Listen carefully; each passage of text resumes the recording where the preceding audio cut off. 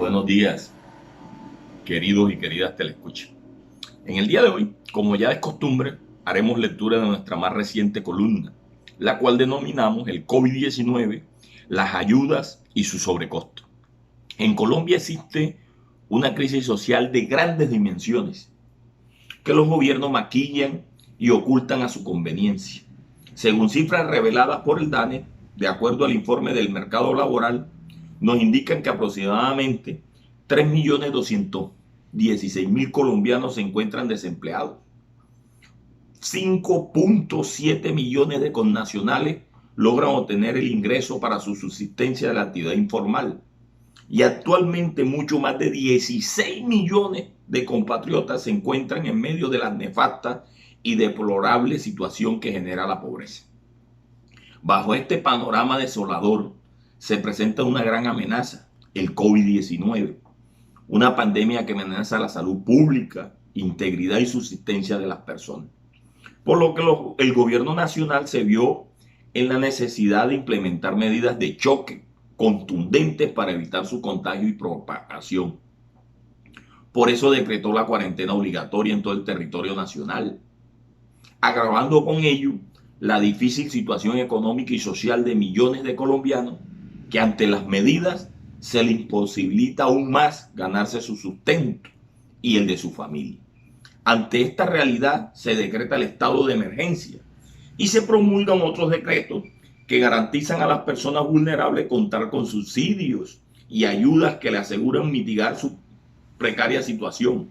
Alcaldes y gobernadores proceden en la misma línea y muchos optan por decretar la urgencia manifiesta para tener los elementos, facilidades y la agilidad en la contratación que les permita salvaguardar la vida y coadyugar en el sustento de las familias vulnerables y permitiendo con ello el cumplimiento del aislamiento. Gobiernos territoriales contratan la adquisición de elementos de bioseguridad y mercados para su población vulnerable y lograr así que apacigüen su difícil situación. Esto genera la eterna crítica y discusión de siempre, donde se acusa a muchos gobernantes de no entregar las ayudas a las personas que realmente lo necesitan, que favorecen solo a sus aliados políticos y al personal que contribuyó con su elección. Pero lo más grave y preocupante son las denuncias por sobrecosto en el valor de los contratos, lo que desata una conmoción y especulación a nivel general.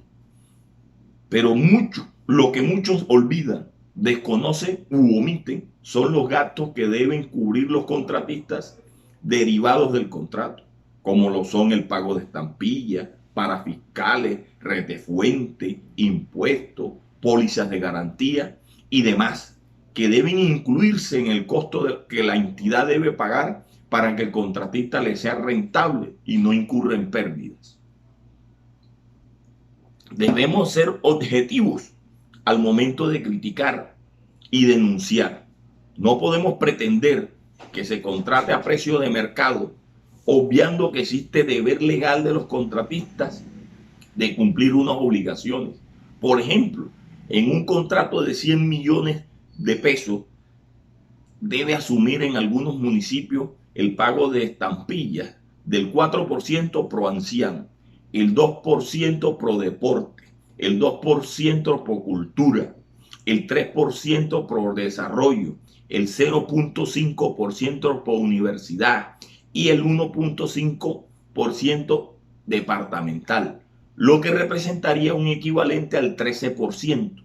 Es decir, del contrato de los 100 millones debería asumir 13 millones de pesos, sin incluir el pago de la seguridad social y parafiscales, gastos de logística y demás tributos y deberes legales, lo que incrementa el valor del contrato. ¿Que existe corrupción? Sí. ¿Que en algunos casos hay sobrecostos? También. ¿Que los gobernantes y contratistas aprovechan la crisis para hacer su agosto? Es una realidad que no podemos debatir, ni mentir, ni esconder. Pero también es cierto que muchos actúan de manera transparente, honesta y responsable con su comunidad, Por eso debemos estar atentos y vigilantes, pero también denunciar y realizar críticas bajo un análisis y estudio real minucioso y a la realidad financiera y legal de la contratación.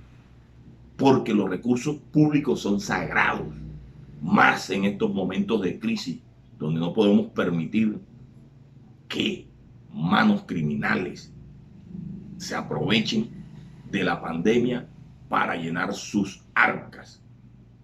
Debemos denunciar, debemos estar atentos, pero bajo una realidad y tener en cuenta los gastos que asumen los contratistas y que suben el costo real del contrato.